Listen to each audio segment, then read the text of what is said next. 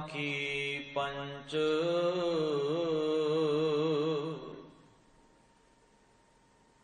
ਤਤ ਚੁਗੈ ਮਿਲ ਏਕ ਸੇ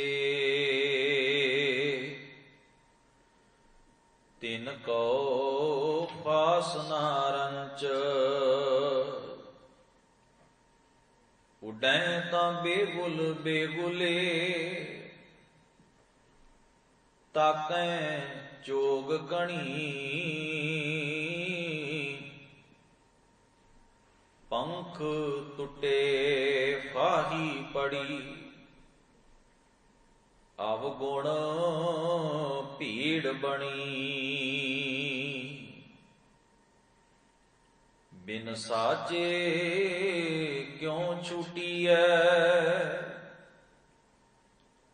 ਹਰ ਗੁਣ ਕਰਮ ਮਣੀ ਆਪ ਛਡਾਏ ਛੂਟੀਐ ਵੱਡਾ ਆਪ ਧਣੀ ਗੁਰ ਪ੍ਰਸਾਦੀ ਛੂਟੀਐ ਕਿਰਪਾ ਆਪ ਕਰੇ ਆਪਣੇ ਹਾਥ ਵਡਾਈਆਂ ਜੈ ਭਾਵੈ ਤੈਂ ਦੇ ਥਰ ਥਰ ਕੰਪੈ ਜੀਅੜਾ ਥਾਨ ਵਿਹੂਣਾ ਹੋਇ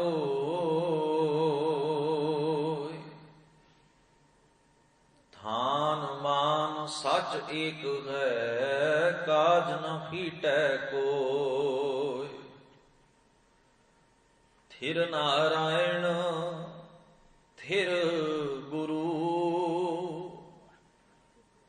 ਥਿਰ ਸਾਚਾ ਵਿਚਾਰ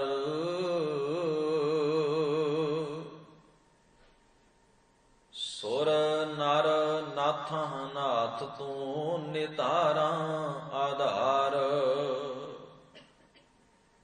ਸਰਬੇ ਥਾਨ ਥਨੰਤਰੀ ਤੂੰ ਦਾਤਾ ਦਾਤਾਰ ਜਹਾਂ ਦੇਖਾਂ ਤਾਂ ਏਕ ਤੂੰ ਅੰਤ ਨ ਪਾਰਾਵਾਰ ਥਾਨ ਥਨੰਤਰ ਰਵ ਰਹਿਆ ਗੁਰ ਸ਼ਬਦੀ ਵਿਚਾਰ ਅਣ ਮੰਗਿਆ ਦਾਨ ਦੇਵਸੀ ਵੱਡਾ ਅਗਮ ਅਪਾਰ ਥਾਨ ਥਨੰਤਰ ਰਵ ਰਹਿਆ ਗੁਰ ਸ਼ਬਦੀ ਵਿਚਾਰ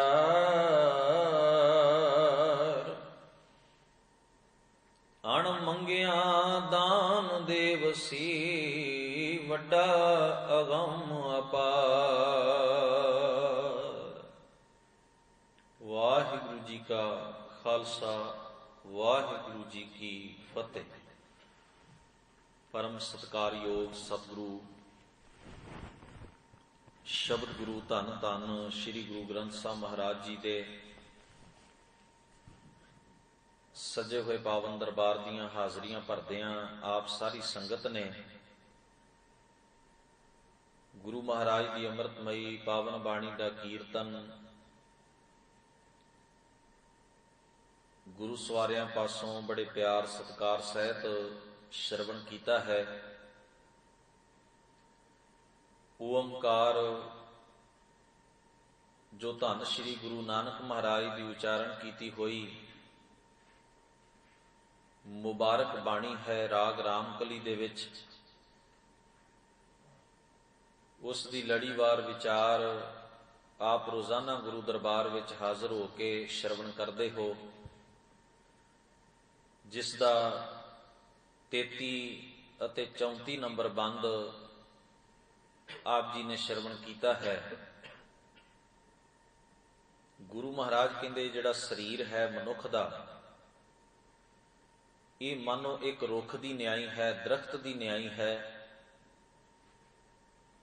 ਜਿਹੜੇ ਸਾਡੇ 5 ਗਿਆਨ ਇੰਦਰੇ ਹਨ, ਗਿਆਨ ਇੰਦਰੀਆਂ ਦਾ ਭਾਵ ਹੁੰਦਾ ਹੈ ਜਿਨ੍ਹਾਂ ਦੇ ਰਾਹੀਂ ਸਾਨੂੰ ਬਾਹਰ ਦੀ ਸੋਝੀ ਪ੍ਰਾਪਤ ਹੁੰਦੀ ਏ, ਗਿਆਨ ਪ੍ਰਾਪਤ ਹੁੰਦਾ ਹੈ, ਜਿਨ੍ਹਾਂ ਰਾਹੀਂ ਸਾਡੀ ਬਾਹਰ ਦੀਆਂ तमाम ਚੀਜ਼ਾਂ ਦੇ ਨਾਲ ਸਾਂਝ ਬਣਦੀ ਹੈ। ਜਿਵੇਂ ਅੱਖਾਂ ਸੰਸਾਰ ਦਾ ਪਸਾਰਾ ਵੇਖਦੀਆਂ ਨੇ, ਵੇਖ ਕੇ ਸਾਨੂੰ ਪਛਾਣ ਆ ਜਾਂਦੀ ਹੈ। ਜੋ ਵੀ ਅੱਖਾਂ ਤੱਕਦੀਆਂ ਨੇ, ਸਾਡਾ ਮਨ, ਸਾਡਾ ਦਿਮਾਗ, ਸਾਡੀ ਬੁੱਧੀ ਫਿਰ ਨਿਰਣਾ ਕਰਦੀ ਏ ਕਿ ਕੀ ਸਹੀ ਹੈ, ਕੀ ਗਲਤ ਹੈ, ਕਿਹੜਾ ਚੰਗਾ ਹੈ, ਕਿਹੜਾ ਮਾੜਾ ਹੈ। ਹਰ ਇੱਕ ਚੀਜ਼ ਜੋ ਅੱਖਾਂ ਤੱਕਦੀਆਂ ਨੇ, ਇਉਂ ਕਹਿ ਲਓ ਵੀ ਅੱਖਾਂ ਦਾ ਕਰਮ ਹੈ ਵੇਖਣਾ, ਤੇ ਜੋ ਕੁਝ ਵੇਖਿਆ ਗਿਆ ਹੈ ਉਹਦਾ ਨਿਰਣਾ ਅੱਗੇ ਬੁੱਧੀ ਨੇ ਕਰਨਾ ਹੈ, ਮਨ ਨੇ, ਦਿਮਾਗ ਨੇ ਕਰਨਾ ਹੈ। ਇਸੇ ਤਰ੍ਹਾਂ ਕੰਨ ਸੁਣਦੇ ਹਨ।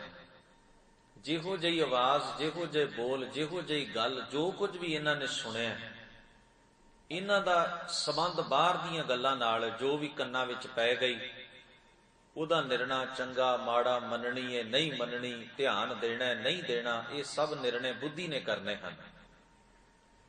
ਬੰਦਾ ਆਪਣੀ ਜ਼ਬਾਨ ਦੇ ਨਾਲ ਬੋਲਦਾ ਹੈ ਔਰ ਬੋਲ ਕੇ ਬਾਹਰ ਦੇ ਲੋਕਾਂ ਦੇ ਨਾਲ ਉਹਦੀ ਵਿਚਾਰ ਦੀ ਸਾਂਝ ਪੈਂਦੀ ਹੈ। ਹੁਣ ਕਿਸੇ ਨੂੰ ਕੀ ਪਤਾ ਵੀ ਕਿਸੇ ਮਨੁੱਖ ਦੇ ਮਨ 'ਚ ਕੀ ਗੱਲ ਹੈ, ਉਹ ਦੱਸੇਗਾ ਤਾਂ ਪਤਾ ਲੱਗੇਗਾ ਕਿ ਇਹ ਬੰਦਾ ਇਹ ਕੁਝ ਚਾਹੁੰਦਾ ਹੈ, ਇਹ ਕੁਝ ਸੋਚਦਾ ਹੈ। ਸੋ ਸਾਡੀ ਜ਼ਬਾਨ ਨਾਲ ਬਾਹਰ ਨਾਲ ਸਾਂਝ ਪੈਂਦੀ, ਪਦਾਰਥਾਂ ਦਾ ਰਸ ਚੱਖਦੀ ਏ ਇਹ ਜ਼ਬਾਨ, ਇਹਨੂੰ ਹਰ ਇੱਕ ਤਰ੍ਹਾਂ ਦੇ ਸਵਾਦ ਦਾ, ਟੇਸਟ ਦਾ ਪਤਾ ਲੱਗਦਾ ਹੈ। ਇਸੇ ਤਰ੍ਹਾਂ ਸਾਡੀ ਚਮੜੀ ਹੈ, ਤਵੱਚਾ, ਇਹਦੇ ਤੇ ਕੋਈ ਚੀਜ਼ ਸਪਰਸ਼ ਹੁੰਦੀ ਏ ਤਾਂ ਇਸ ਦੀ ਨੌਲੇਜ, ਇਸ ਦਾ ਗਿਆਨ ਮਨੁੱਖ ਨੂੰ ਪ੍ਰਾਪਤ ਹੁੰਦਾ ਹੈ। ਕੰਡਾ ਚੁਭੇ ਤੇ ਜਾਂ ਕੋਈ ਮੁਲਾਇਮ ਚੀਜ਼ ਫੁੱਲ ਵਰਗੀ ਇਸ ਚਮੜੀ ਨਾਲ ਛੂ ਜਾਏ, ਦੋਵਾਂ ਦਾ ਪ੍ਰਭਾਵ ਮਹਿਸੂਸ ਕਰਨ ਦਾ ਤਰੀਕਾ ਵੱਖਰਾ ਵੱਖਰਾ ਹੋਏਗਾ। ਕਹਿਣ ਤੋਂ ਭਾਵ ਹੈ ਇਹ ਨਾਸਿਕਾ, ਨੱਕ ਦੇ ਰਾਹੀਂ ਅਸੀਂ ਸੁੰਘਦੇ ਹਾਂ, ਸੁਗੰਧ ਮਹਿਸੂਸ ਕਰਦੇ ਹਾਂ, ਸਵਾਸ ਲੈਂਦੇ ਹਾਂ, ਜੀਵਨ ਚੱਲਦਾ ਹੈ। ਇਹ 5 ਗਿਆਨ ਇੰਦਰੇ ਨੇ। ਸਤਿਗੁਰੂ ਗੁਰੂ ਨਾਨਕ ਮਹਾਰਾਜ ਕਹਿੰਦੇ ਸਰੀਰ ਰੂਪੀ ਦਰਖਤ ਉੱਤੇ 5 ਗਿਆਨ ਇੰਦਰੇ ਤੇ ਮਨ, ਇਹ ਪੰਛੀ ਬੈਠੇ ਹੋਏ ਨੇ, ਇਹਨਾਂ ਨੂੰ ਪੰਛੀ ਕਿਹਾ। ਸਤਿਗੁਰੂ ਸ਼ਬਦ ਵਰਤਦੇ ਨੇ, ਹਜ਼ੂਰ ਕਹਿੰਦੇ ਤਰਵਰ ਕਾਇਆ, ਕਾਇਆ ਦਾ ਅਰਥ ਹੈ ਸਰੀਰ। ਸਰੀਰ ਦਰਖਤ ਹੈ, ਪੰਖ ਮਨ, ਮਨ ਜਿਹੜਾ ਹੈ ਉਹ ਖੰਭਾਂ ਵਾਂਗ ਹੈ। ਤਰਵਰ ਪੰਖੀ ਪੰਚ, ਤੇ ਇਸ ਸਰੀਰ ਰੂਪੀ ਦਰਖਤ ਦੇ ਉੱਤੇ 5 ਪੰਛੀ ਗਿਆਨ ਇੰਦਰੇ ਬੈਠੇ ਨੇ। ਸਤਿਗੁਰੂ ਮਹਾਰਾਜ ਨੇ ਪੰਛੀ ਦੀ ਉਦਾਹਰਣ ਤਾਂ ਵਰਤੀ ਏ, ਕਦੇ ਗੌਰ ਨਾਲ ਤੱਕਣਾ ਕਿਸੇ ਦਰਖਤ ਉੱਤੇ ਬੈਠੇ ਹੋਏ ਪੰਛੀ ਨੂੰ, ਉਹ ਕਿਤੇ ਟਿਕ ਕੇ ਨਹੀਂ ਬੈਠਦਾ, ਇੱਕ ਜਗ੍ਹਾ ਤੋਂ ਉੱਡਦਾ ਹੈ, ਦੂਜੀ ਟਾਹਣੀ ਤੇ, ਦੂਜੀ ਤੋਂ ਤੀਜੀ ਤੇ ਤੀਜੀ, ਸਾਰੇ ਦਰਖਤ ਉੱਤੇ ਉਹ ਭਟਕ ਰਿਹਾ, ਸਾਰੀਆਂ ਟਾਹਣੀਆਂ ਤੇ ਬੈਠ ਰਿਹਾ। ਸਤਿਗੁਰੂ ਤਾਂ ਹੀ ਬਾਣੀ ਦੇ ਵਿੱਚ ਆਖਦੇ ਨੇ, ਕਬੀਰ ਮਨ ਪੰਖੀ ਭਇਓ, ਉੱਡ ਉੱਡ ਦਹ ਦਿਸ਼ ਜਾਏ, ਜੋ ਜੈਸੀ ਸੰਗਤ ਮਿਲੈ ਸੋ ਤੈਸੋ ਫਲ ਖਾਏ। ਜਿਹੋ ਜੇ ਦਰਖਤ ਉੱਤੇ ਜਾ ਕੇ ਬੈਠੇਗਾ ਉਸੇ ਹੀ ਫਲ ਨੂੰ ਚੁੰਝਾ ਮਾਰੇਗਾ, ਭਾਵੇਂ ਉਹ ਖੱਟਾ ਹੋਵੇ ਭਾਵੇਂ ਮਿੱਠਾ ਹੋਵੇ। ਇਹ ਨਿਰਣਾ ਨਹੀਂ ਕਰਦਾ, ਇਹ ਨਿਰਣਾ ਤਾਂ ਉਦੋਂ ਕਰਦਾ ਜਦੋਂ ਉਹਦਾ ਟੇਸਟ ਚੱਖਦਾ ਕਿ ਕੌੜਾ ਹੈ ਕਿ ਮਿੱਠਾ ਹੈ, ਪਰ ਫਲ ਸਾਰੇ ਹੀ ਖਰਾਬ ਕਰਦਾ, ਚੁੰਝ ਹਰ ਇੱਕ ਫਲ ਵਿੱਚ ਮਾਰਦਾ। ਮਹਾਰਾਜ ਆਖਦੇ ਨੇ ਮਨ ਦੀ ਅਵਸਥਾ ਪੰਖੀ ਵਰਗੀ ਹੈ, ਚੰਚਲ, ਇੱਕ ਥਾਂ ਤੇ ਟਿਕ ਕੇ ਨਹੀਂ ਬੈਠਣਾ ਤੇ ਫਿਰ ਸਾਰੇ ਕਿਸਮ ਦੇ ਫਲਾਂ ਨੂੰ ਡੁੰਗ ਦੇਣਾ, ਉਹਨਾਂ ਦੇ ਵਿੱਚ ਚੁੰਝਾਂ ਮਾਰਨੀਆਂ ਨੇ, ਉਹਨਾਂ ਦਾ ਸਵਾਦ ਚੱਖਣਾ ਹੈ, ਰਸ ਲੈਣਾ ਹੈ। ਸਤਿਗੁਰੂ ਧੰਨ ਗੁਰੂ ਗ੍ਰੰਥ ਸਾਹਿਬ ਮਹਾਰਾਜ ਆਖਦੇ ਸਰੀਰ ਰੂਪੀ ਇਸ ਦਰਖਤ ਦੇ ਉੱਤੇ ਮਨ ਦੇ ਖੰਭਾਂ ਨਾਲ ਉੱਡਣ ਵਾਲੇ ਇਹ 5 ਗਿਆਨ ਇੰਦਰੇ ਬੈਠੇ ਨੇ, ਪੰਛੀ। ਮਨ ਨੂੰ ਵੀ ਪੰਛੀ ਆਖਿਆ ਤੇ ਗਿਆਨ ਇੰਦਰੀਆਂ ਨੂੰ ਵੀ ਪੰਛੀ ਆਖਿਆ ਹੈ, ਭਾਵ ਚੰਚਲ ਹਨ। ਅੱਖਾਂ ਚਾਹੁੰਦੀਆਂ ਨੇ ਵੱਧ ਤੋਂ ਵੱਧ ਰੂਪ ਤੱਕਣਾ, ਪਸਾਰਾ ਵੇਖਣਾ। ਇਹਨਾਂ ਦੀ ਕਦੇ ਵੀ ਤਾਂਘ ਪੂਰੀ ਨਹੀਂ ਹੁੰਦੀ ਕਿ ਬਸ ਹੁਣ ਰੱਜ ਗਏ, ਕੀ ਵੇਖਣਾ ਹੈ ਕੀ ਨਹੀਂ ਵੇਖਣਾ। ਮਹਾਰਾਜ ਤਾਈਓ ਬਾਣੀ ਵਿੱਚ ਇੱਕ ਸ਼ਬਦ ਵਰਤਦੇ ਨੇ, ਉੱਥੇ ਸਤਿਗੁਰੂ ਨੀਂਦ ਦੀ ਗੱਲ ਕਰਦੇ ਨੇ ਵੀ ਗਿਆਨ ਇੰਦਰੇ ਸਾਡੇ ਕਿਵੇਂ ਸੁੱਤੇ ਹੋਏ ਨੇ। ਸੌਣ ਦਾ ਭਾਵ ਹੈ ਗਾਫਲਤਾ ਦੀ ਨੀਂਦ ਵਿੱਚ ਸੌਣਾ, ਸੌਣ ਦਾ ਭਾਵ ਹੈ ਚਸਕਿਆਂ ਦੇ ਵਿੱਚ ਗਵਾਚ ਜਾਣਾ। ਜਿਵੇਂ ਸੁੱਤੇ ਹੋਏ ਮਨੁੱਖ ਨੂੰ ਆਲੇ ਦੁਆਲੇ ਦੀ ਕੋਈ ਖਬਰ ਨਹੀਂ ਨਾ, ਠੀਕ ਇਸੇ ਢੰਗ ਨਾਲ ਚਸਕਿਆਂ ਦੇ ਵਿੱਚ ਪਏ ਹੋਏ ਇਹਨਾਂ ਗਿਆਨ ਇੰਦਰੀਆਂ ਨੂੰ ਸੱਚ ਦੀ ਸੋਝੀ ਕੋਈ ਨਹੀਂ, ਆਲੇ ਦੁਆਲੇ ਦੀ ਕੋਈ ਖਬਰ ਨਹੀਂ, ਨਫੇ ਨੁਕਸਾਨ ਦਾ ਕੋਈ ਗਿਆਨ ਨਹੀਂ। ਮਹਾਰਾਜ ਬਾਣੀ ਦੇ ਵਿੱਚ ਆਖਦੇ ਨੇ, ਨੈਣੋ ਨੀਂਦ, ਅੱਖਾਂ ਨੀਂਦ ਵਿੱਚ ਨੇ, ਪਰ ਦ੍ਰਿਸ਼ਟ ਵਿਕਾਰ। ਨੀਂਦ ਕੀ ਏ? ਵਿਕਾਰੀ ਦ੍ਰਿਸ਼ਟੀ ਨਾਲ ਦੂਜੇ ਨੂੰ ਤੱਕਣਾ। ਪਰ ਦਾ ਅਰਥ ਹੈ ਦੂਜਾ, ਪਰਾਇਆ। ਦ੍ਰਿਸ਼ਟ ਵਿਕਾਰ, ਵਿਕਾਰੀ ਦ੍ਰਿਸ਼ਟੀ। ਵਿਕਾਰੀ ਦ੍ਰਿਸ਼ਟੀ ਦਾ ਮਤਲਬ ਹੈ ਕਿਸੇ ਦਾ ਰੂਪ ਤੱਕ ਕੇ ਮਨ ਨੂੰ ਕਾਮੀ ਕਰ ਲੈਣਾ, ਕਿਸੇ ਨੂੰ ਵੈਰ ਭਾਵ ਨਾਲ ਤੱਕਣਾ, ਕਿਸੇ ਨੂੰ ਈਰਖਾ ਦੀ ਦ੍ਰਿਸ਼ਟੀ ਨਾਲ ਤੱਕਣਾ। ਇਹ ਹੈ ਵਿਕਾਰੀ ਦ੍ਰਿਸ਼ਟੀ। ਵਿਕਾਰ ਦਾ ਅਰਥ ਹੈ ਵਿਗੜਿਆ ਹੋਇਆ ਦ੍ਰਿਸ਼ਟੀਕੋਣ। ਧਿਆਨ ਦੇਣਾ, ਵੇਖਣਾ ਮਾੜਾ ਨਹੀਂ। ਇਹ ਨਹੀਂ ਕਿ ਜੋ ਇੱਕ ਖਿਆਲ ਸੀ ਧਾਰਮਿਕ ਦੁਨੀਆ 'ਚ ਵੀ ਅੱਖਾਂ ਬੰਦ ਕਰ ਲਓ ਜੀ, ਅੱਖਾਂ ਮੂੰਦ ਲਓ। ਗੁਰੂ ਮਹਾਰਾਜ ਕਹਿੰਦੇ ਇਹਦੇ ਨਾਲ ਕੀ ਹੋਏਗਾ? ਅੱਖਾਂ ਬੰਦ ਕਰ ਲੈਣ ਦੇ ਨਾਲ ਮੁਸ਼ਕਲ ਥੋੜਾ ਨਾ ਟਲ ਜਾਂਦੀ ਹੈ। ਉਹ ਕਹਾਵਤ ਹੈ ਨਾ ਵੀ ਜੇਕਰ ਬਿੱਲੀ ਆ ਰਹੀ ਹੋਵੇ ਤੇ ਕਬੂਤਰ ਅੱਖਾਂ ਬੰਦ ਕਰ ਲਵੇ ਤੇ ਇਹਦੇ ਨਾਲ ਬੜਾ ਟਲ ਨਹੀਂ ਜਾਂਦੀ। ਉਹ ਤਾਂ ਆਪਣੀ ਸਪੀਡ ਨਾਲ ਤੁਰੀ ਆਉਂਦੀ ਹੈ ਤੇ ਕਬੂਤਰ ਦੇ ਅੱਖਾਂ ਮੀਟਣ ਨਾਲ ਉਹਦਾ ਬਚਾਅ ਨਹੀਂ ਹੋਣਾ, ਉੱਡਣ ਨਾਲ ਉਹਦਾ ਬਚਾਅ ਹੋਣਾ ਹੈ। ਗੌਰ ਕਰਨਾ ਇਸ ਗੱਲ ਵੱਲ। ਵਿਕਾਰ ਮਨ ਨੂੰ ਲੱਗਾ ਹੋਇਆ, ਅੱਖਾਂ ਮੀਟਣ ਨਾਲ ਮਨੁੱਖ ਦੇ ਅੰਦਰ ਦਾ ਵਿਕਾਰ ਮੁੱਕ ਨਹੀਂ ਸਕਦਾ, ਰੋਗ ਹਟ ਨਹੀਂ ਸਕਦਾ। ਗੁਰੂ ਮਹਾਰਾਜ ਕਹਿੰਦੇ ਅੱਖਾਂ ਬੰਦ ਕਰਨ ਨਾਲ ਕੀ ਹੋਏਗਾ? ਉਹਨਾਂ ਦਾ ਖਿਆਲ ਸੀ ਅੱਖਾਂ ਬੰਦ ਕਰ ਲਓ, ਨਾ ਕੋਈ ਪਰਾਇਆ ਦਿਸੇ, ਨਾ ਆਪਣਾ ਦਿਸੇ, ਨਾ ਕਿਸੇ ਨਾਲ ਵੈਰ ਭਾਵਨਾ ਨਾਲ ਵੇਖੀਏ, ਨਾ ਈਰਖਾ ਨਾਲ ਵੇਖੀਏ, ਅੱਖਾਂ ਬੰਦ ਕਰ ਲਓ। ਪਰ ਪ੍ਰੋਬਲਮ ਅੱਖਾਂ ਦੀ ਨਹੀਂ ਹੈ, ਪ੍ਰੋਬਲਮ ਤਾਂ ਅੰਦਰ ਦੇ ਮਨ ਦੀ ਅਵਸਥਾ ਦੀ ਹੈ। ਮਨ ਬਿਮਾਰ ਹੈ ਤਾਂ ਹੀ ਤੇ ਮਾੜਾ ਵੇਖਦਾ ਹੈ। ਮਨ ਰੋਗੀ ਹੈ। ਅੱਖਾਂ ਤਾਂ ਕੇਵਲ ਬਾਹਰ ਦਾ ਰੂਪ ਰੰਗ ਪਸਾਰਾ ਵੇਖਦੀਆਂ ਨੇ। ਫੈਸਲਾ ਤੇ ਮਨੁੱਖ ਦੀ ਬੁੱਧੀ ਨੇ ਕਰਨਾ ਹੈ ਨਾ ਵੀ ਇਸ ਬੰਦੇ ਨੂੰ ਕੀ ਸਮਝਿਆ ਜਾਏ। ਜਿਹਨੂੰ ਵੇਖਿਆ ਇਹਨੂੰ ਵੈਰੀ ਸਮਝੀਏ ਕਿ ਮਿੱਤਰ ਸਮਝੀਏ, ਇਹਨੂੰ ਰੱਬ ਦਾ ਬੰਦਾ ਸਮਝੀਏ ਕਿ ਇਸ ਨੂੰ ਈਰਖਾ ਦੀ ਨਜ਼ਰ ਨਾਲ ਵੇਖੀਏ। ਇਹ ਤਾਂ ਡਿਸਾਈਡ ਸਾਡੀ ਅੰਦਰ ਦੀ ਸੁਰਤ ਕਰਦੀ ਏ, ਇਹ ਫੈਸਲਾ ਸਾਡਾ ਮਨ ਕਰਦਾ ਹੈ। ਅੱਖਾਂ ਤਾਂ ਕੇਵਲ ਫੋਟੋ ਖਿੱਚਦੀਆਂ ਨੇ, ਬਾਹਰ ਦਾ ਰੂਪ ਪਸਾਰਾ ਵੇਖਦੀਆਂ ਨੇ। ਸੁਨਿਆ ਤਾਂ ਅੰਦਰ ਜਾਂਦਾ ਵੀ ਆਹ ਕੁਝ ਹੈ ਬਾਹਰ। ਤਾਂ ਉੱਥੇ ਸਭ ਸੱਚੇ ਪਾਤਸ਼ਾਹ ਜਿਹੜਾ ਸ਼ਬਦ ਵਰਤਦੇ ਨੇ ਉਹ ਹੈ ਦ੍ਰਿਸ਼ਟ ਵਿਕਾਰ। ਦ੍ਰਿਸ਼ਟ ਵਿਕਾਰ ਦਾ ਅਰਥ ਹੈ ਵਿਕਾਰੀ ਦ੍ਰਿਸ਼ਟੀਕੋਣ, ਮਾੜਾ ਦ੍ਰਿਸ਼ਟੀ। ਵਿਕਾਰ ਦਾ ਅਰਥ ਹੁੰਦਾ ਬਿਮਾਰ। ਇਹ ਵੈਦਾਂ ਦੀ ਭਾਸ਼ਾ ਦਾ ਸ਼ਬਦ ਹੈ। ਉਹ ਕਹਿੰਦੇ ਸਨ ਪੇਟ ਵਿੱਚ ਵਿਕਾਰ ਆ ਗਿਆ। ਵਿਕਾਰ ਦਾ ਅਰਥ ਖਰਾਬੀ ਆ ਗਈ। ਭਾਵ ਜਦੋਂ ਤੇਰੀ ਨਜ਼ਰ ਵਿੱਚ ਵਿਗਾੜ ਪੈਦਾ ਹੋ ਜਾਏ ਤੇ ਵਿਗੜੀ ਹੋਈ ਨਜ਼ਰ ਕਿਹੜੀ ਹੈ? ਜਿਹੜੀ ਪਰਾਇਆ ਰੂਪ ਤੱਕਦੀ ਹੈ, ਉਸ ਬਾਰੇ ਮੰਦਾ ਚਿਤਵਦੀ ਹੈ। ਮੰਦਾ ਚਿਤਵਿਆ ਮਨ ਅੰਦਰ। ਕਿਸੇ ਨੂੰ ਈਰਖਾ ਦੀ ਨਜ਼ਰ ਨਾਲ ਵੇਖਿਆ, ਇਹਦੇ ਕੋਲ ਤਾਂ ਬੜਾ ਚੰਗਾ ਤੇ ਮਨ 'ਚ ਜਲਨ ਹੋਣੀ ਸ਼ੁਰੂ, ਉਹਦਾ ਚੰਗਾ ਵੇਖ ਕੇ ਤਕਲੀਫ ਪਹੁੰਚੀ। ਇਹਨੂੰ ਕਹਿੰਦੇ ਨੇ ਵਿਗੜੀ ਹੋਈ ਨਜ਼ਰ। ਇਹਨੂੰ ਕਹਿੰਦੇ ਨੇ ਮਾੜੀ ਨਜ਼ਰ ਨਾਲ ਤੱਕਣਾ। ਸਤਿਗੁਰੂ ਸੱਚੇ ਪਾਤਸ਼ਾਹ ਆਖਦੇ ਨੇ ਇਹ ਹੈ ਵਿਕਾਰੀ ਨਜ਼ਰੀਆ, ਭੈੜਾ ਨਜ਼ਰੀਆ, ਬਿਮਾਰ ਤੱਕਣੀ, ਜਿਹਦੇ ਨਾਲ ਬੰਦਾ ਆਲੇ ਦੁਆਲੇ ਨੂੰ ਵੇਖ ਰਿਹਾ। ਪਰ ਇੱਕ ਬੇਨਤੀ ਕਰਾਂ, ਲੋਕ ਆਖਦੇ ਨੇ ਜੇ ਮਾੜੀ ਨਜ਼ਰ ਤੋਂ ਬਚਣਾ ਹੈ ਤਾਂ ਤੁਸੀਂ ਆ ਨਗ ਪਹਿਨ ਲਓ, ਆ ਮੁੰਦਰੀ ਪਾ ਲਓ, ਆ ਤਵੀਤ ਕੋਲ ਰੱਖ ਲਓ। ਮੈਂ ਕਹਿੰਦਾ ਤੁਹਾਨੂੰ ਤੇ ਕੋਈ ਫਰਕ ਹੀ ਨਹੀਂ ਪੈਂਦਾ, ਪੈਂਦਾ ਤੇ ਉਹਨੂੰ ਹੈ ਜਿਹਦੀ ਇਹ ਬਿਮਾਰੀ ਹੈ।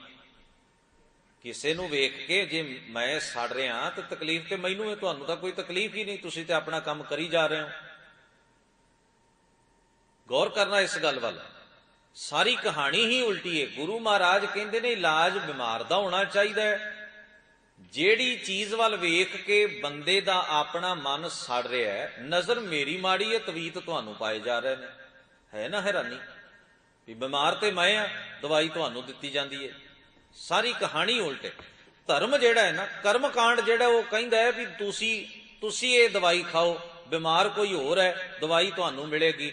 ਪਰ ਧਰਮ ਕਹਿੰਦਾ ਹੈ ਦਵਾਈ ਤੇ ਬਿਮਾਰ ਨੂੰ ਹੀ ਮਿਲਣੀ ਚਾਹੀਦੀ ਹੈ।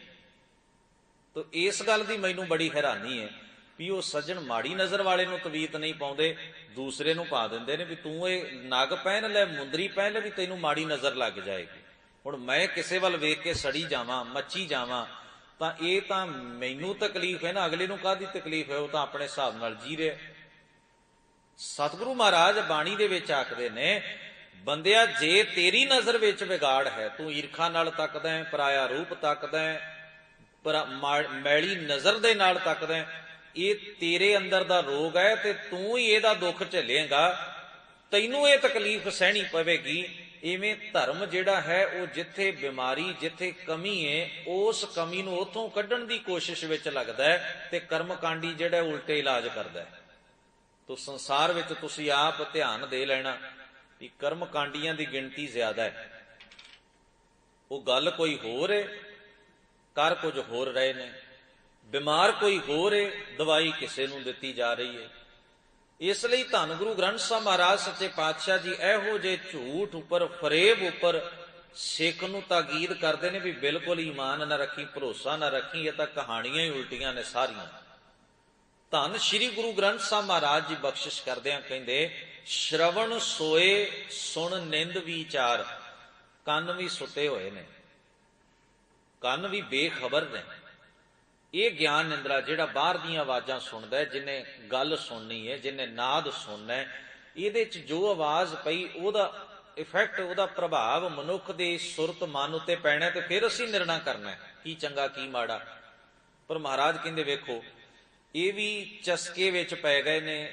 ਆਪਣੀ ਉਸਤਤ ਸੁਣਨ ਲਈ ਬੰਦਾ ਕਿੰਨਾ ਕਾਹਲਾ ਹੈ। ਕੰਨ ਉੱਥੇ ਲੱਗਾ ਰਹੇਗਾ ਜਿੱਥੇ ਮੇਰੀ ਉਸਤਤ ਹੁੰਦੀ ਹੋ, ਤੇ ਜਿੱਥੇ ਕਿਸੇ ਦੀ ਨਿੰਦਾ ਹੁੰਦੀ ਹੋ, ਮੇਰੇ ਵਿਰੋਧੀ ਦੀ ਨਿੰਦਾ ਦਾ ਅਰਥ ਹੈ ਭਾਵੇਂ ਕੋਈ ਚੰਗਾ ਹੋਵੇ, ਪਰ ਜਾਣ ਬੁੱਝ ਕੇ ਉਸ ਬੰਦੇ ਨੂੰ ਨੀਚ ਸਾਬਤ ਕਰਨ ਦੀ ਕੋਸ਼ਿਸ਼ ਹੁੰਦੀ ਹੋਵੇ, ਉਹਨੂੰ ਨਿੰਦਾ ਕਹਿੰਦੇ ਨੇ।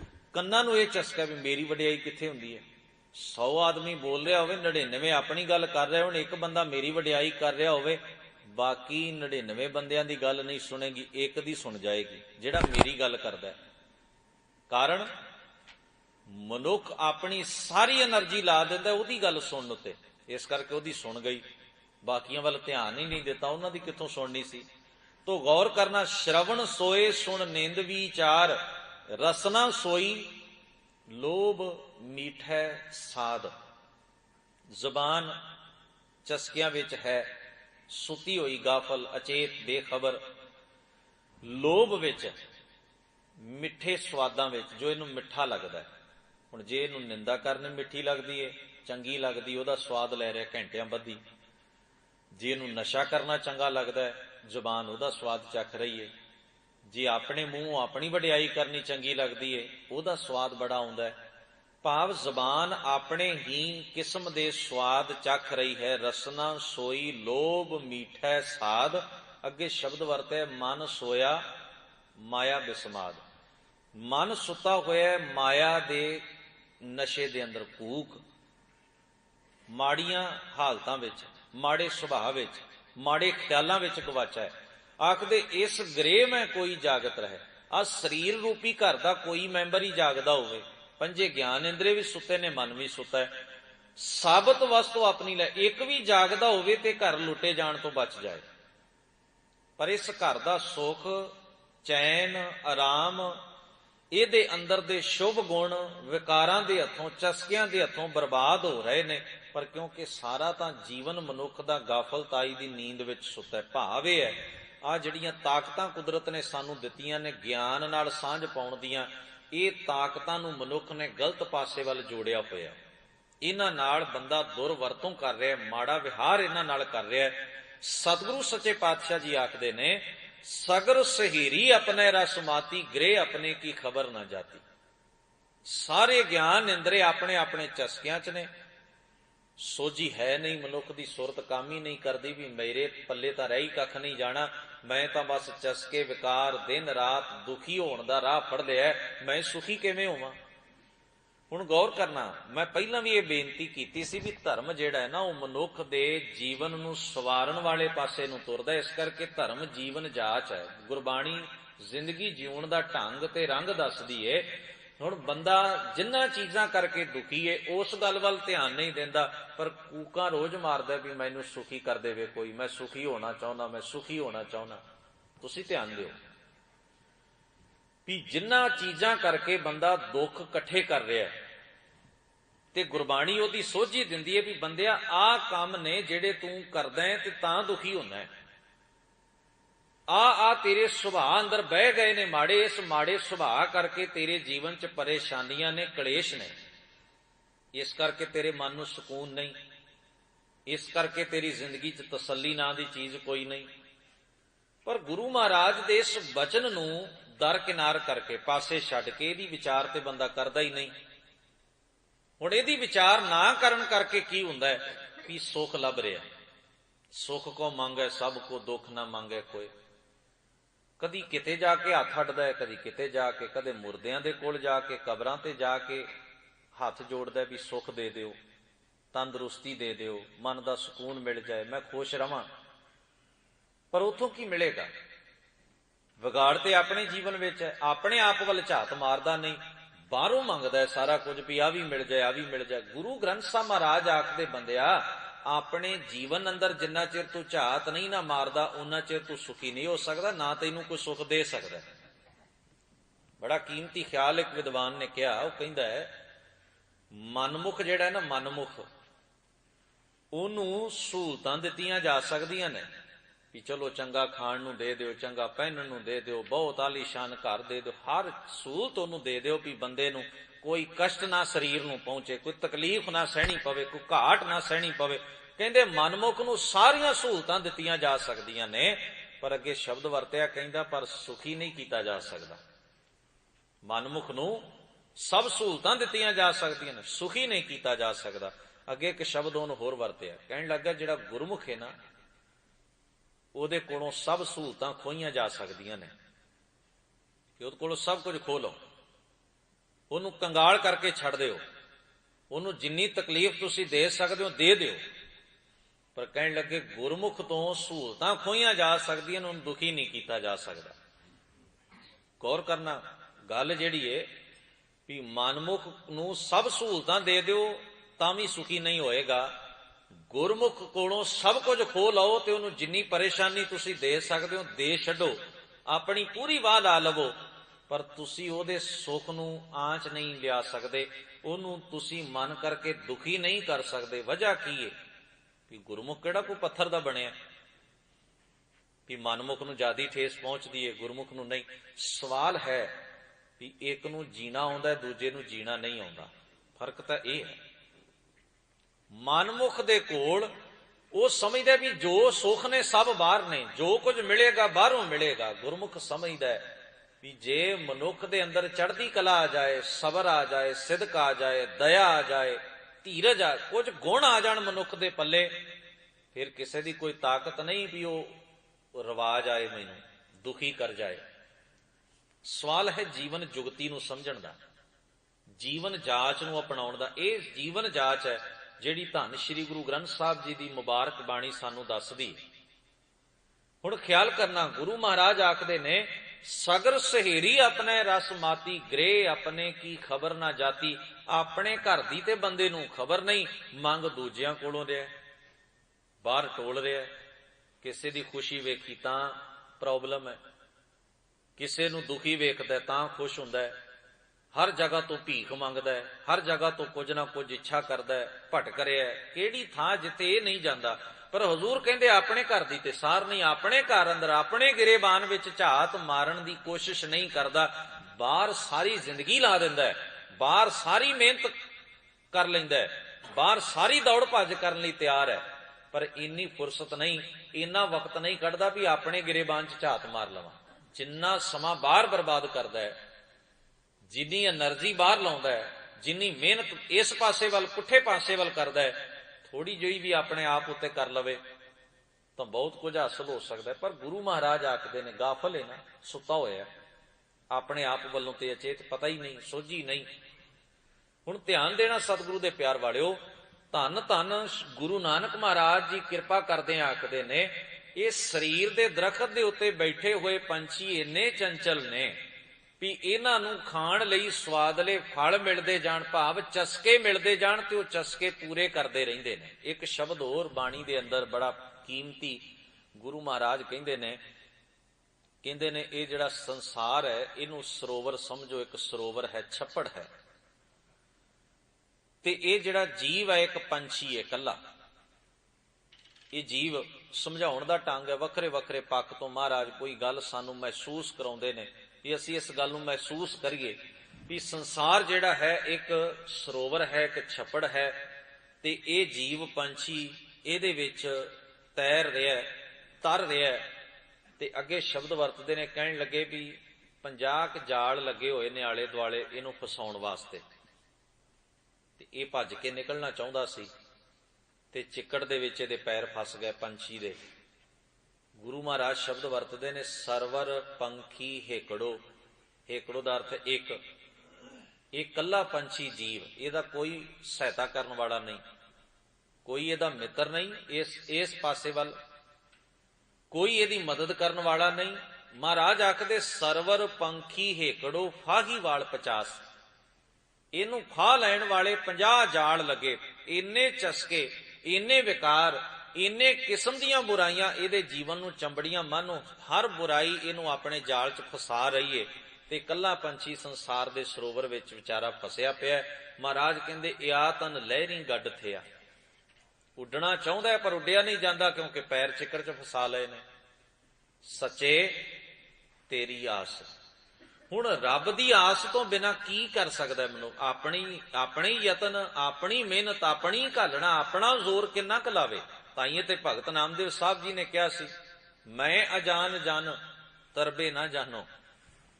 ਮੈਂ ਤੇ ਬੜਾ ਅਣਜਾਣ ਆ, ਮੈਨੂੰ ਤੇ ਸੋਝੀ ਕੱਖ ਨਹੀਂ। ਕਿਵੇਂ ਤਰ੍ਹਾਂ ਮੇਰੇ ਕੋਲ ਕੀ, ਮੈਂ ਕਿੰਨੀ ਕੁ ਅਕਲ ਵਰਤ ਲਵਾਂ? ਜੇ ਮੇਰੇ ਪੱਲੇ ਅਕਲ ਹੁੰਦੀ ਤੇ ਮੈਂ ਡੁੱਬਦਾ ਹੀ ਕਿਉਂ? ਸੋਚਣ ਵਾਲੀ ਤੇ ਗੱਲ ਹੈ ਨਾ। ਜੇ ਮੇਰੇ ਕੋਲ ਇੰਨੀ ਸੋਝੀ ਅਕਲ ਹੁੰਦੀ ਤੇ ਮੈਂ ਡੁੱਬਦਾ ਕਿਉਂ? ਮੈਂ ਡੁੱਬਿਆ ਹੀ ਤਾਂ ਵਾਂ ਕਿਉਂਕਿ ਮੈਨੂੰ ਅਕਲ ਹੀ ਇੰਨੀ ਕੁ ਹੈ, ਸੋਝੀ ਹੀ ਇੰਨੀ ਕੁ ਹੈ।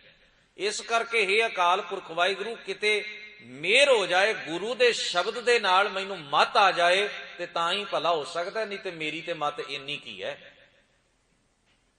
ਇਸੇ ਕਰਕੇ ਤੇ ਕਹੇ ਨਾ ਬਾਣੀ ਦੇ ਅੰਦਰ, ਹਮ ਅਗਿਆਨ ਅਲਪ ਮਤ ਥੋਰੀ।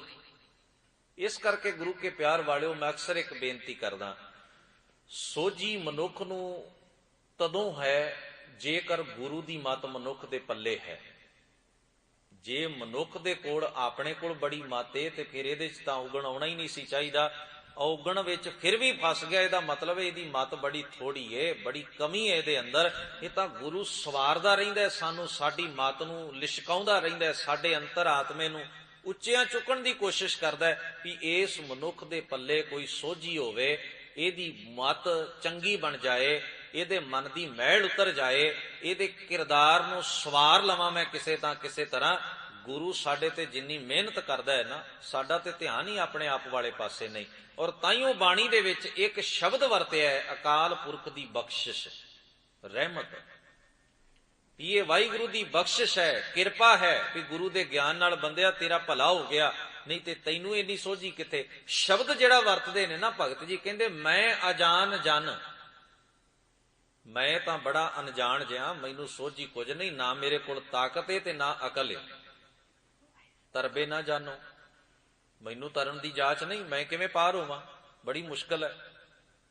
ਇਸ ਕਰਕੇ ਮੈਂ ਤੇਰੇ ਅੱਗੇ ਹੀ ਇਹ ਬੇਨਤੀ ਕਰਦਾ, ਮੋਕੋ ਬਾਹ ਦੇ ਬੀਠਲਾ, ਮੈਨੂੰ ਕਿਰਪਾ ਕਰ, ਆਪਣੀ ਬਾਹ ਫੜਾ ਤਾਂ ਕਿ ਮੈਂ ਇਹ ਡੁੱਬਣ ਵਾਲੀ ਹਾਲਤ ਚੋਂ ਬਾਹਰ ਆ ਜਾਵਾਂ, ਬਚ ਸਕਾਂ, ਮੇਰੀ ਜ਼ਿੰਦਗੀ ਤਬਾਹ ਹੋਣੋਂ ਰਹਿ ਸਕੇ।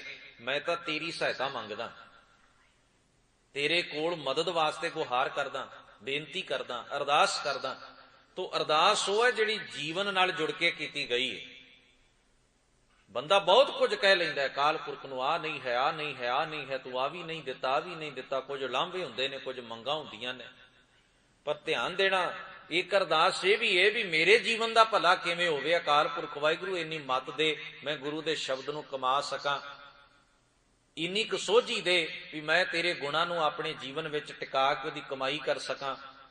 ਇੰਨੀ ਕੁ ਮੱਤ ਬਖਸ਼ਿਸ਼ ਕਰ ਵੀ ਮੈਂ ਆਪਣੇ ਜੀਵਨ ਦੇ ਔਗਣ ਧੋ ਸੁੱਟਾਂ ਆਪਣੇ ਅੰਦਰੋਂ। ਸਤਿਗੁਰੂ ਮਹਾਰਾਜ ਆਖਦੇ ਨੇ ਕਦੇ ਐਸੀ ਅਰਦਾਸ, ਐਸੀ ਭਾਵਨਾ ਵੀ ਤੇਰੇ ਅੰਦਰੋਂ ਨਿਕਲੀ ਹੈ? ਨਹੀਂ। ਇਸ ਕਰਕੇ ਗੁਰੂ ਸਾਹਿਬ ਜੀ ਆਖਦੇ ਨੇ ਬਾਣੀ ਦੇ ਅੰਦਰ, ਕਹਿੰਦੇ ਨੇ ਤੂੰ ਵੇਖਿਆ ਹੀ ਉਹਨਾਂ ਵੱਲ ਹੈ ਜਿਨ੍ਹਾਂ ਨੇ ਦੁਨੀਆ ਦਾ ਜ਼ਹਿਰ ਬਹੁਤ ਇਕੱਠਾ ਕੀਤਾ, ਉਹਨਾਂ ਵੱਲ ਵੇਖਦਾ ਤੇ ਤੇਰੇ ਅੰਦਰ ਹੁੰਦਾ ਮੈਂ ਪਿੱਛੇ ਕਿਵੇਂ ਰਵਾਂ, ਮੈਂ ਵੀ ਇਕੱਠਾ ਕਰ ਲਵਾਂ। ਜੇ ਤੂੰ ਨੇਕ ਲੋਕਾਂ ਵੱਲ ਵੇਖੇ ਤੇ ਤੇਰੇ ਅੰਦਰ ਉਤਸ਼ਾਹ ਪੈਦਾ ਹੋਵੇ ਵੀ ਜਿਨ੍ਹਾਂ ਨੇ ਸੱਚ ਕਮਾਇਆ, ਉਹਨਾਂ ਵੱਲ ਵੇਖ ਕੇ ਤੇਰੇ ਮਨ ਨੂੰ ਵੀ ਧੀਰਜ ਆਏ, ਤੇਰੇ ਮਨ ਅੰਦਰ ਵੀ ਇਹ ਭਾਵਨਾ ਪੈਦਾ ਹੋਵੇ ਵੀ ਮੈਂ ਸੱਚ ਕਮਾ ਲਵਾਂ। ਤੂੰ ਵੇਂਦਾ ਹੀ ਪੁੱਠੇ ਲੋਕਾਂ ਵੱਲ ਹੈ, ਸਿੱਧਿਆਂ ਵੱਲ ਤਾਂ ਵੇਂਦਾ ਹੀ ਨਹੀਂ।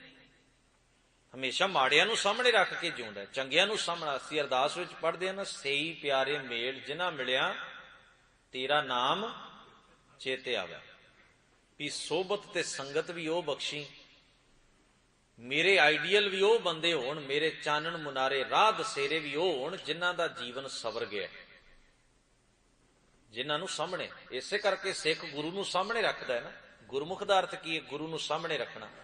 ਵੀ ਸਿੱਖ ਆਪਣੇ ਗੁਰੂ ਵੱਲ ਵੇਖ ਕੇ ਜੀਂਦਾ, ਵੀ ਜਿਵੇਂ ਗੁਰੂ 'ਚ ਕੋਈ ਕਮੀ ਨਹੀਂ, ਗੁਰੂ ਦਾ ਜੀਵਨ ਉਚੇਰਾ ਹੈ, ਇਸੇ ਤਰ੍ਹਾਂ ਮੇਰੇ ਜੀਵਨ ਵਿੱਚ ਵੀ ਕਮੀ ਕੋਈ ਨਾ ਰਵੇ, ਜੀਵਨ ਉੱਚਾ ਹੋ ਜਾਏ। ਗੁਰੂ ਪਵਿੱਤਰ ਹੈ, ਮੇਰਾ ਜੀਵਨ ਆਈਡੀਅਲ ਗੁਰੂ ਹੋਵੇ।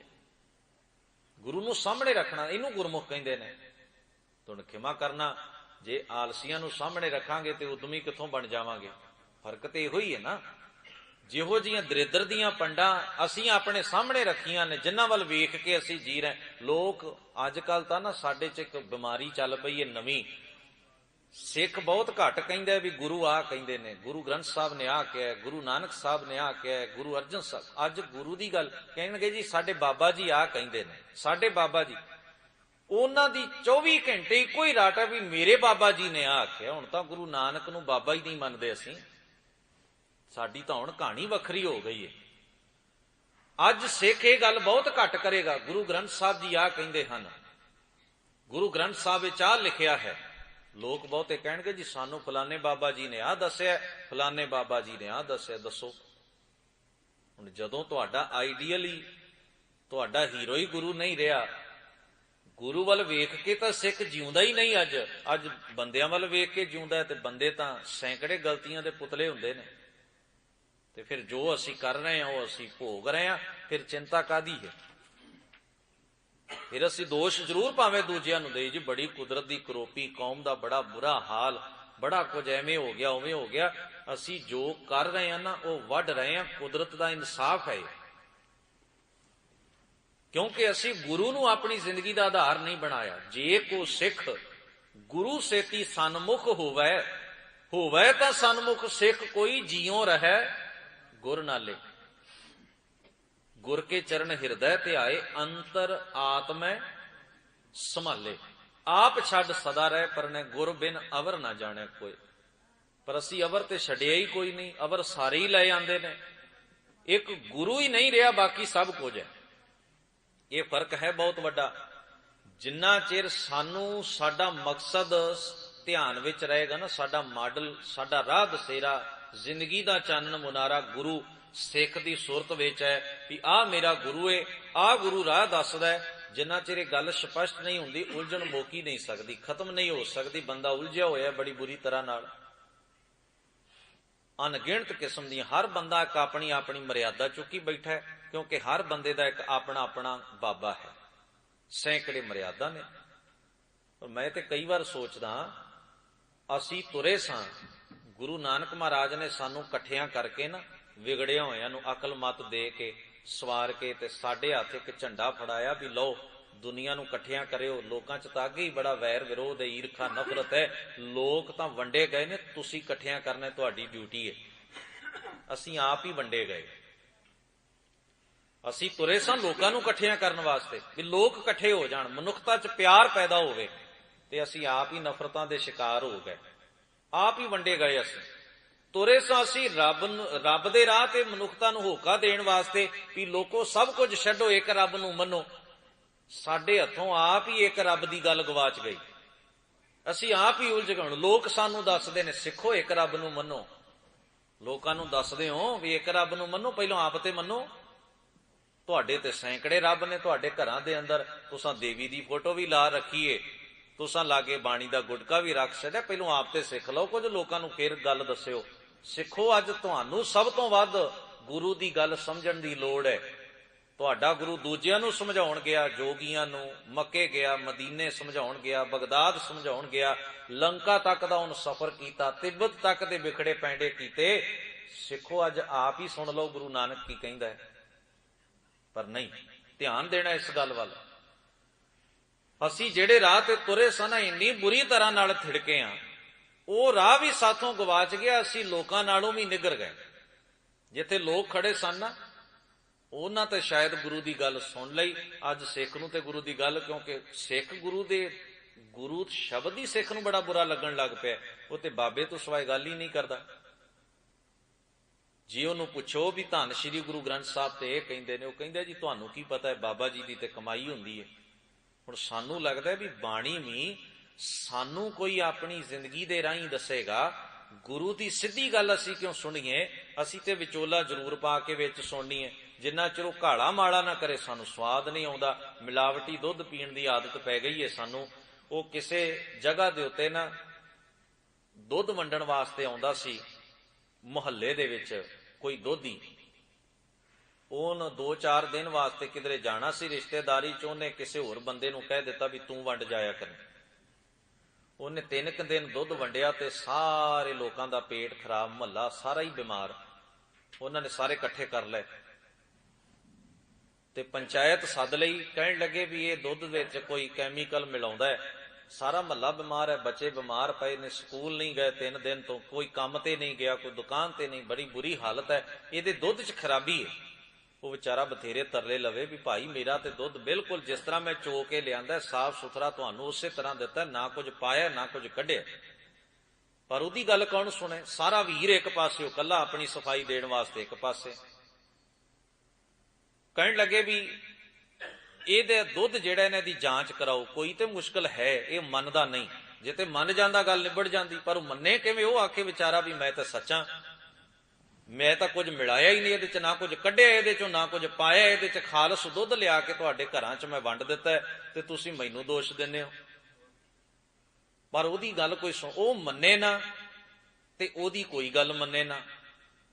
ਤੂੰ ਫੈਸਲਾ ਸਿਆਣਿਆ ਕੀਤਾ ਵੀ ਆਪਾਂ ਜਾਂਚ ਕਰਾ ਲਓ, ਵੀ ਜਿਹੜਾ ਪਹਿਲੋਂ ਦੁੱਧ ਆਉਂਦਾ ਸੀ ਉਹਦੀ ਵੀ ਜਾਂਚ ਕਰ ਲਓ, ਇਹਦੀ ਵੀ। ਜਦੋਂ ਜਾਂਚ ਕੀਤੀ, ਪਹਿਲਾਂ ਅੱਧਿਓਂ ਜ਼ਿਆਦਾ ਪਾਣੀ ਤੇ ਜਿਹੜਾ ਉਹਦਾ ਦੁੱਧ ਸੀ ਉਹ ਪਿਓਰ ਖਾਲਸਾ। ਉਹਨੇ ਹੱਥ ਜੋੜੇ, ਕਹਿਣ ਲੱਗਿਆ ਗਲਤੀ ਮੈਥੋਂ ਹੀ ਹੋਈ ਏ। ਤੁਸੀਂ ਰੋਜ਼ ਹੀ 3 ਹਿੱਸੇ ਪਾਣੀ ਤੇ 1 ਹਿੱਸਾ ਦੁੱਧ ਪੀਂਦੇ ਹੋ, ਤੁਹਾਡੇ ਮਿਹਦੇ ਟਿਕ ਗਏ ਨੇ, ਮੈਂ ਸ਼ੁੱਧ ਲਿਆ ਕੇ ਵੰਡ ਦਿੱਤਾ, ਤੁਸੀਂ ਬਿਮਾਰ ਹੋ ਗਏ।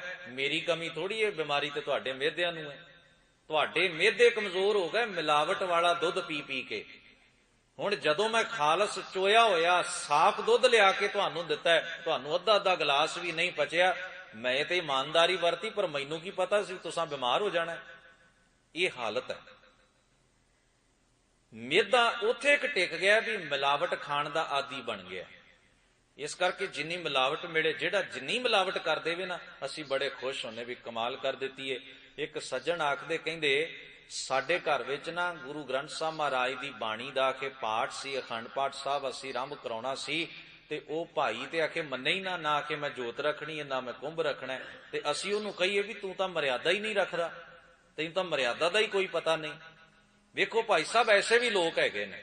ਮੈਨੂੰ ਹੱਥ ਜੋੜੇ, ਮੈਂ ਕਿਹਾ ਵੀ ਉਹ ਤੇ ਚੰਗਾ ਹੀ ਆਂਦਾ ਸੀ ਕਿ 2 ਕਿਲੋ ਘਿਓ ਫੂਕ ਦੇਣਾ ਸੀ 3 ਦਿਨਾਂ ਚ, ਤੁਹਾਡੇ ਪੱਲੇ ਕੀ ਰਹਿੰਦਾ?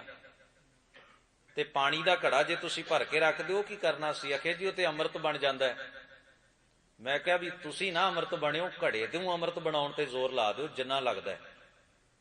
ਆਪਣੇ ਅੰਦਰ ਦਾ ਜ਼ਹਿਰ ਨਹੀਂ ਛੱਡਣਾ ਬੰਦੇ ਨੇ। ਬੰਦਾ ਚਾਹੁੰਦਾ ਘੜੇ ਦਾ ਪਾਣੀ ਅੰਮ੍ਰਿਤ ਬਣ ਜਾਏ, ਕਿਉਂਕਿ ਮੈਂ ਤੇ ਸੁਣਨਾ ਨਹੀਂ, ਘੜਾ ਤੇ ਉੱਥੇ ਰੱਖ ਦਿੱਤਾ, ਉਹਨੇ ਕਿਹੜਾ ਉੱਠ ਕੇ ਬਾਹਰ ਨੂੰ ਜਾਣਾ?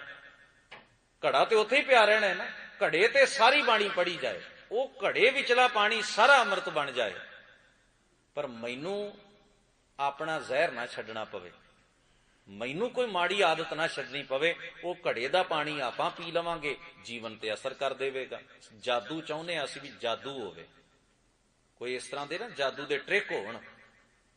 ਹੁਣ ਗੌਰ ਕਰਨਾ ਗੁਰੂ ਕੇ ਪਿਆਰ ਵਾਲਿਓ, ਮੈਂ ਉਹਨੂੰ ਸਮਝਾਇਆ, ਮੈਂ ਕਿਹਾ ਵੀ ਤੁਹਾਨੂੰ ਕਿਵੇਂ ਪਤਾ ਵੀ ਉਹਨੇ ਮਰਿਆਦਾ ਨਹੀਂ ਕੀਤੀ? ਕਹਿਣ ਲੱਗਿਆ ਵੇਖੋ ਜੀ, ਸਾਡੇ ਰਿਸ਼ਤੇਦਾਰਾਂ ਦੇ ਘਰ ਪਾਠ ਹੋਇਆ, ਉਧਰ ਫਲਾਣੇ ਬਾਬਾ ਜੀ ਆਏ ਸਨ, ਉਹਨਾਂ ਨੇ ਨਾਲ ਹੋਰ 5 ਸਿੰਘ ਲਿਆਂਦੇ, ਉਹਨਾਂ ਕੋਲੋਂ ਵੀ ਪਾਠ ਕਰਵਾਇਆ, ਬੜੀ ਸੋਧਨਾ ਰੱਖੀ, ਬੜਾ ਉਹਨਾਂ ਨੇ ਮਰਿਆਦਾ ਸਮਗਰੀ ਲਿਆ ਕੇ ਰੱਖੀ, ਉਹ ਨਾਲ ਸਮਗਰੀ ਵੀ ਦਿਖਾਉਂਦੇ ਸਨ। ਮੈਂ ਕਿਹਾ ਗੱਲ ਪਤਾ ਕੀ ਏ, ਜੇ ਤਾਂ ਬੜੀ ਲੰਬੀ ਚੌੜੀ ਲਿਸਟ ਫੜਾ ਦਿੰਦਾ ਨਾ ਗ੍ਰੰਥੀ ਸਿੰਘ ਤੁਹਾਡੇ ਹੱਥ, ਤੇ ਤੁਹਾਡੀ ਵੀ ਤਸੱਲੀ ਹੋ ਜਾਂਦੀ ਵੀ ਕਮਾਲ ਕਰ ਦਿੱਤੀ, ਇੰਨੀ ਔਖੀ ਮਰਿਆਦਾ।